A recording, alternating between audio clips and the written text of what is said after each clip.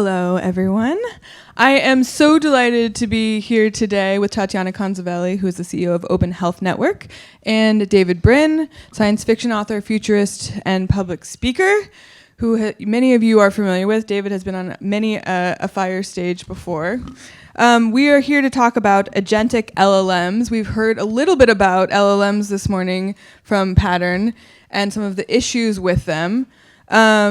But we're going to talk about the fact that they are here and they are being put into systems all over the world, regardless of their hallucination rate, and what those impacts and opportunities might look like. So, Tatyana, I want to start with you. You are actually building a system, a medical system, that relies on LLMs. Can you tell us a little bit more about that? How are you thinking about what to do and how to build that? In healthcare, obviously, implications of hallucinations could be a matter of like life and death. And I'll give you just one of the examples that we've been working with UCSF and VA on behavioral intervention chatbot powered by generative AI tools. The team of like 20 experts and us spent more time developing what if and how to identify potential areas of potential concerns or points of failure. As much time was spent on building actual chatbot. And I think that's very important to understand that we're not building products anymore.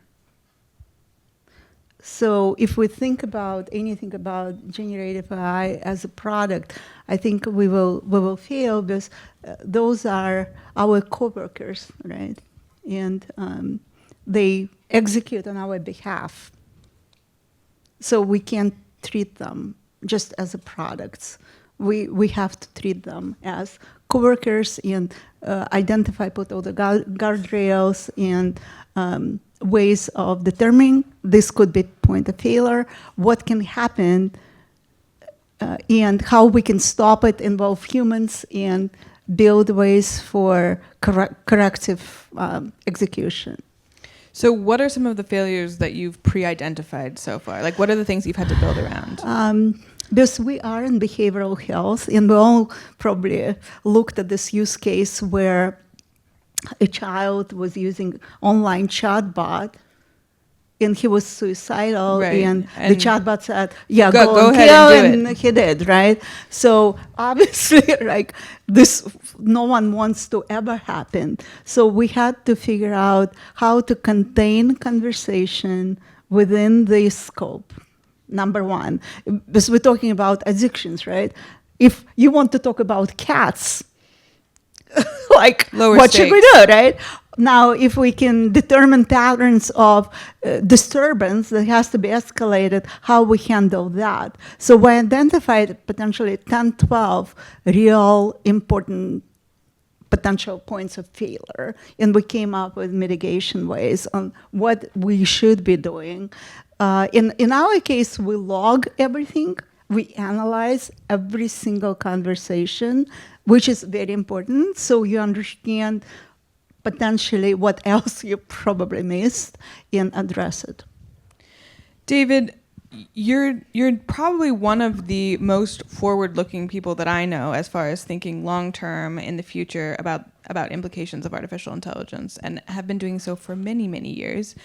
Can you, based on what you're seeing develop today, which of your science fiction predictions are you most terrified will come true? I would have to say a return to 6,000 years of feudalism, because the male reproductive strategy mitigates toward that. We're seeing this in the world oligarchy. They are responding to the fact that we're all descended from the harems of guys who benefited from feudalism by passing on power to their sons. And the Enlightenment enabled us to escape from that. The question with AI is, will this be part of the Enlightenment revolution? Or will it become a tool of those who are reflexively and unsapiently trying to push to end the Enlightenment? So yeah, oh yeah, I'd have to say that The Postman and Earth and my novel Existence especially has to do with all that. So it's this kind of, is this similar to the kind of techno-feudalism? Have you read Techno-Feudalism? Yes, the book? Okay. yes. Is that what you're imagining? Well, what I'm imagining is the pyramid power structure that dominated 99% of human civilizations that had agriculture.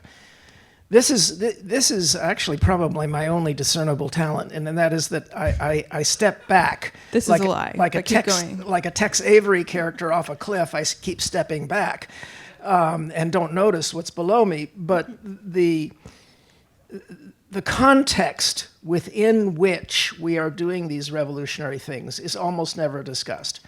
I just mentioned 6,000 years of feudalism. Another context is 4 billion years of evolution. Well,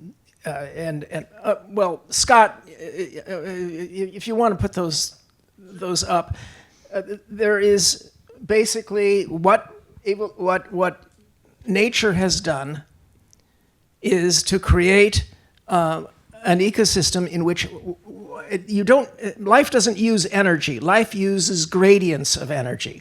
So high quality energy comes from the sun. Plants turn it into carbohydrates. Herbivores eat the plants. Carnivores eat herbivores.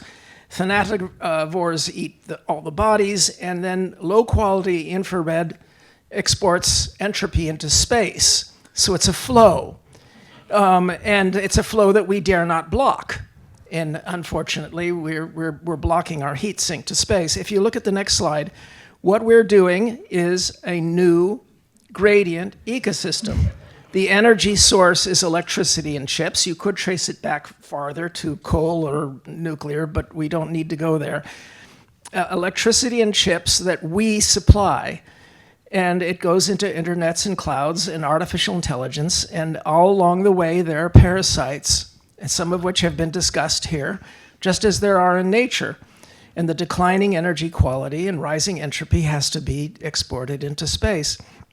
And the problem that I see with AI is, and we can be done with the slide then, the problem I see with AI is nobody's putting it in the context of the fact that these are new entities in a new ecosystem.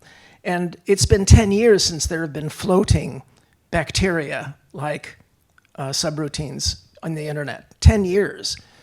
But the bacteria are already here. Now we're starting to see metazoans, and the comparisons are actually pretty strong. Sorry, I got a little... Tatyana, what do you think about that strategy?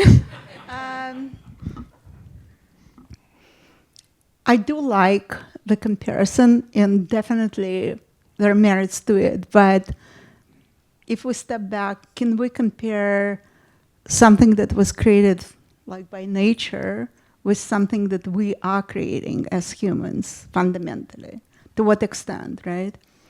And with AI, I think we have such a potential. Like in my case, my life is run by everything AI, right? Now, do we want to understand consequences? And we talked about some of the, at the grand scale, on the security side and supply chain disruption and everything that can happen, especially with new tools that pop up every single day. I don't think we can stop it. I don't think we should stop it. We don't want to be behind on any of this. It will change our lives to the extent that very hard to imagine, though you can. I can't probably, but many of us probably can. And the one thing we can do is to try to get in-depth understanding of consequences of this unleashed power. And the more and more we move into agentic, where there are different types of agents running things for us, without us, instead of us, then it becomes even more interesting. So it strikes me that the conversation about LLMs is, and we were talking earlier in the break or in the green room about the difference between LLMs and reasoning models, and how reasoning models have actually increased hallucinations. At least in one OpenAI study, it went from about 39% hallucination rate to about 79%. With the reasoning models. And the reason for that is because the reasoning models are actually removing humans from the loop, right? So where a human might get an answer from an LLM and say, oh, that's actually not right, or that doesn't sound right to me, are you sure? Which is kind of a check. That doesn't happen, essentially, in the reasoning models.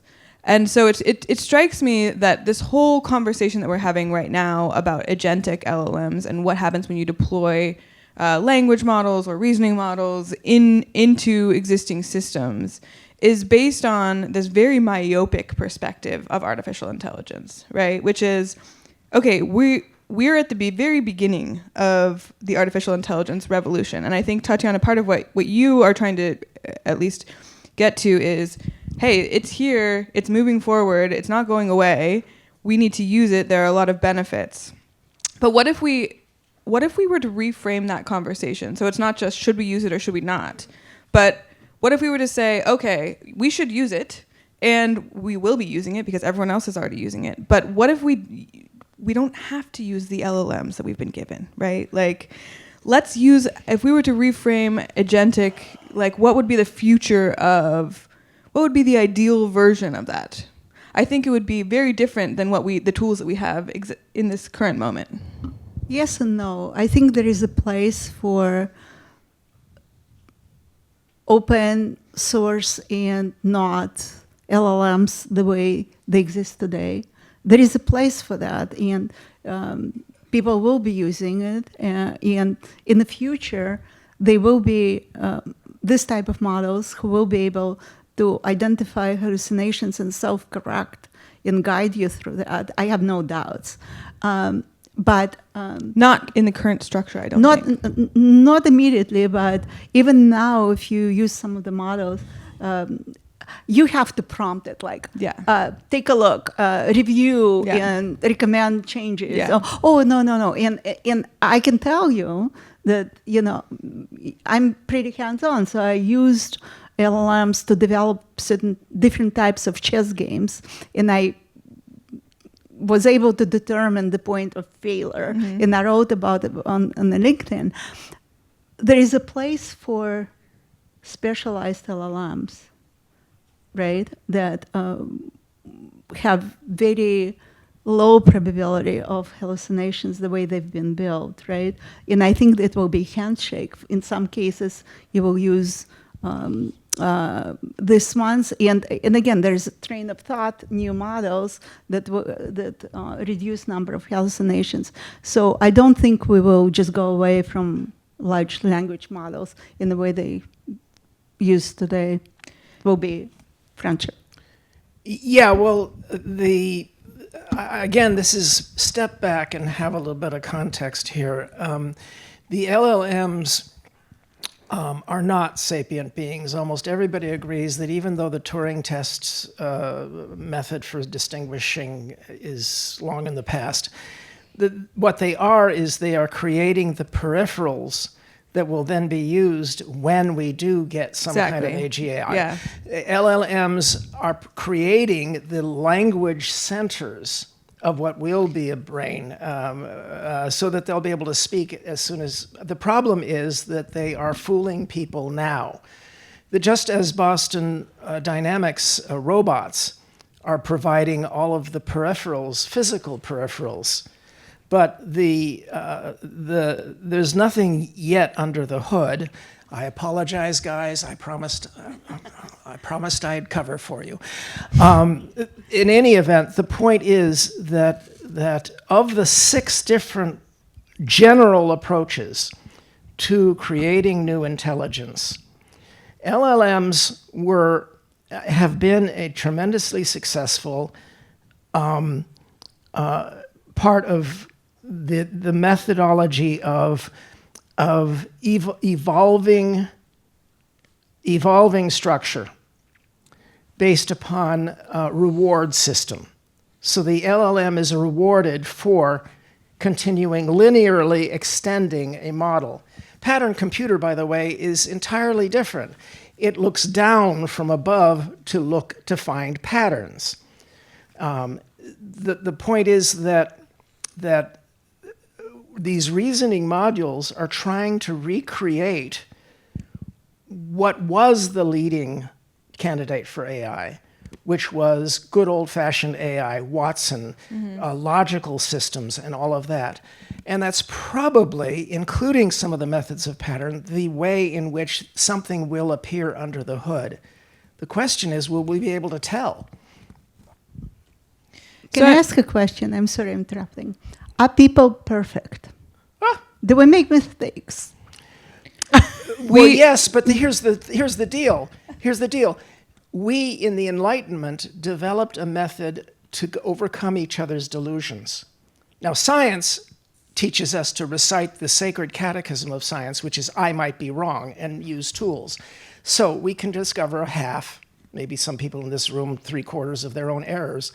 But the only way we ever found to overcome human delusion was the fact that you and I don't have the same delusions. And so I can point out yours, you can point out mine, and that's the fundamental reason for freedom of speech. But that's exactly what good practice in AI should be, Yes. where you run parallel models and compare. Tatyana, outcomes. you're speaking to the choir on this one, because I've heard David opine many times that the only way for AI to control AI is for AIs to compete with each other. We need a dual. Please, yeah. Well, I mean, I guess we can shake hands. I have agreed on something. I had an article in Wired that led to a keynote at the RSA conference about this, and that is that humans will not keep up with AI, but AI can keep up with AI. So how do we get white hat AIs that will tattle on malignancies or mistakes? Reciprocal accountability, which is the secret of our Enlightenment. Use the techniques that the Enlightenment has already given us. For example, we already have developed for 100 years methods for curbing, not completely, the predatory effects of brilliant, genius, language manipulating systems called lawyers. and that method is called reciprocal competitive adversarial competition. And if we can figure out how to do that properly with AIs, I think that is how to get the soft landing. Even though Khan and John spoke of cooperation, I speak of that too. I think that they work hand in hand. So I want to talk a little bit about agentic AI more specifically. I think we've been kind of dancing around the topic. There are so many things in my life that I would love to be automated. So many. I would love for someone to read all of my emails and respond to them on my behalf and propose emails that I could respond to, right? Like that, the things that take humans on an everyday basis a lot of time and energy that we just, as an entrepreneur and as a solo entrepreneur, these models have created a new ability to spin up new companies, to spin up new websites, to spin up, with some direction. And I think all of those are incredibly useful applications of these technologies. Where I see trouble ahead is when the human is not the authority. And this is something that we've seen come up with chatbots, especially, right? If the chatbot is the authority, then the company is liable for whatever hallucination they might make. And so I guess I'm curious to hear more from the two of you about how you think about moving forward with agentic solutions that don't inherently kind of go off the rails. Again, you wouldn't like me, but I'm all about efficiencies, and I spend many years, like supply chain and financial, across many industries, there are so many inefficiencies, and we will not be able to compete if we will not put completely agentic systems. Now, having said that, we need to put controls in place, and it will be extremely difficult because we're building systems that we don't understand how they act, and we don't understand how they reason, and we can't even predict within the agentic systems what agents will be called to execute upon what, right? So those are very interesting points that we need to address when we design systems. But we have to do that.